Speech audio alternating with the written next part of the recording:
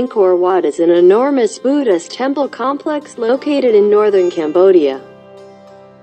It was originally built in the first half of the 12th century as a Hindu temple, spread across more than 400 acres. Angkor Wat is said to be the largest religious monument in the world.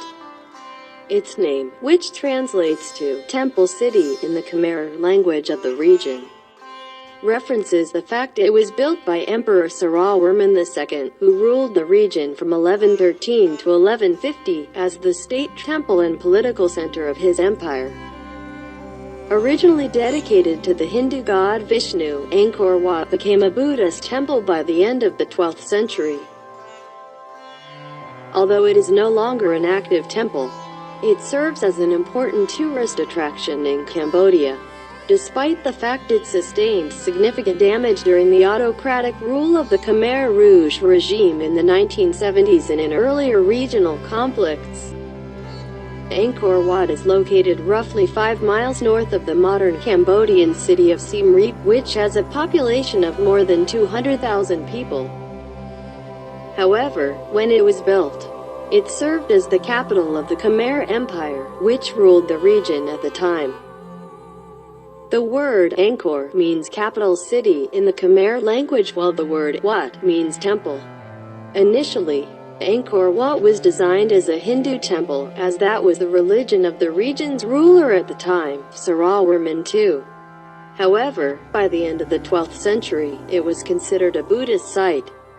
Unfortunately, by then, Angkor Wat had been sacked by a rival tribe to the Khmer, who in turn, at the direction of the new emperor, Jayawarman VII, moved their capital to Angkor Thom and their state temple to Bayon, both of which are a few miles to the north of the historic site. As Angkor Wat's significance within the Buddhist religion of the region increased, so too did the legends surrounding the site.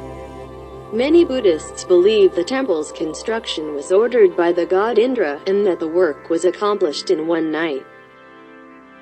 However, scholars now know it took several decades to build Angkor Wat, from the design phase to completion.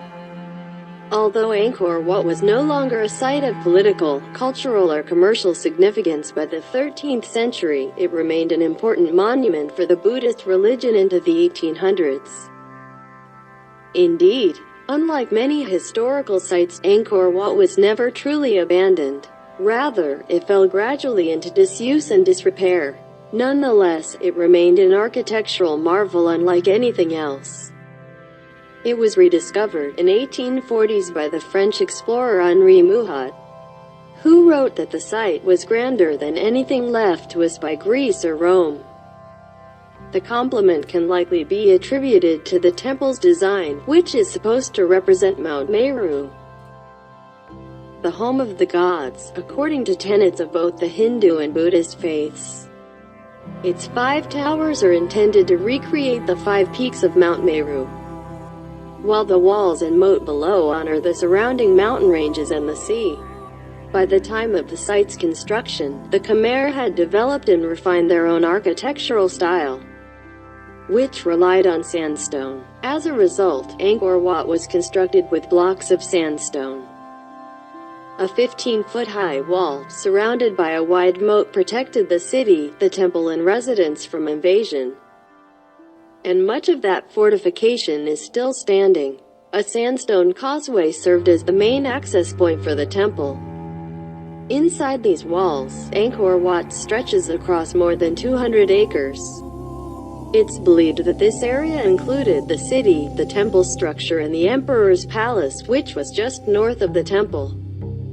However, in keeping with tradition at the time, only the city's outer walls and the temple were made of sandstone, with the rest of the structures built from wood and other, less durable materials.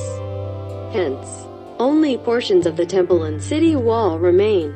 Even so, the temple is still a majestic structure. At its highest point, the tower above the main shrine, it reaches nearly 70 feet into the air. The temple walls are decorated with thousands of bas-reliefs representing important deities and figures in the Hindu and Buddhist religions, as well as key events in its narrative tradition. There is also a bas-relief depicting Emperor Sarawarman II entering the city, perhaps for the first time following its construction. Unfortunately, although Angkor Wat remained in use until fairly recently, into the 1800s, the site has sustained significant damage from forest overgrowth to earthquakes to war. The French, who ruled what is now known as Cambodia for much of the 20th century, established a commission to restore the site for tourism purposes in the early 1900s. This group also oversaw ongoing archaeological projects there. While restoration work was accomplished in bits and pieces under French rule, major efforts didn't begin in earnest until the 1960s. By then, Cambodia was a country transitioning from colonial rule to a limited form of constitutional monarchy. When Cambodia fell into a brutal civil war in the 1970s, Angkor Wat, somewhat miraculously, sustained relatively minimal damage.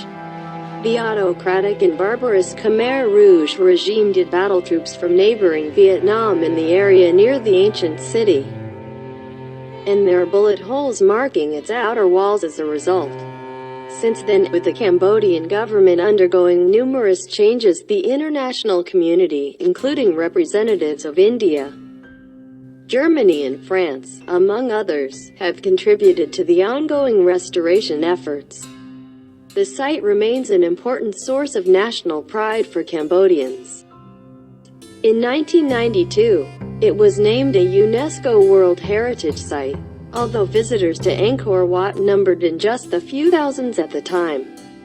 The landmark now welcomes some 500,000 visitors each year, many of whom arrive early in the morning to capture images of the sunrise over what still is a very magical, spiritual place.